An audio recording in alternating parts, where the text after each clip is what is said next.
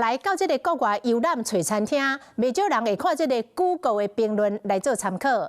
但是详细一个看才发现讲，有一寡评论描述是台湾版的摩斯暗号，恐惊只有台湾人才看有。来看这个报道。 想要去台北新街桥设计食品，去新社祈求事事顺心。未出国省会食情到大，Google 评论拢用留下一个看别人感想。不过到国外餐厅的评论留言，互人看甲目睭花。你敢看有伫咧写啥咧？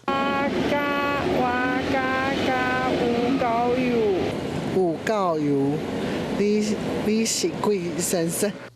这是伫咧写啥物符码？敢讲是台湾版的摩斯密码？评论的留言写，我感觉有够油，而且贵三三。你若是看有我伫咧写啥物，我建议你上好买来。另外，同款嘛伫咧国外北京餐厅中文的评论后壁写，台湾人跳过一坑，态度夭寿歹。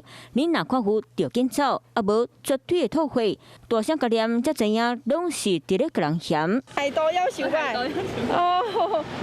哦。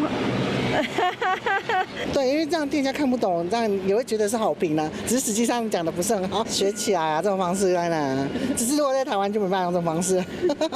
用中文外国人可能会看无，用繁体中文简体字使用才看无，用繁体中文搁再加上台语的对当音，一看一读念出来嘛无定着捌。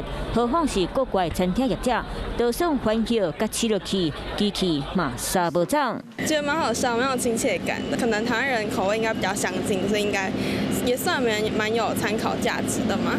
台湾人的口味，那小常去到国外讲台湾话，就知影是咱正港的台湾人。Hello， 我是林仙怡。想要抢先掌握最及时的新闻资讯吗？赶快订阅、按赞、开启小铃铛，锁定华视新闻 YouTube 频道。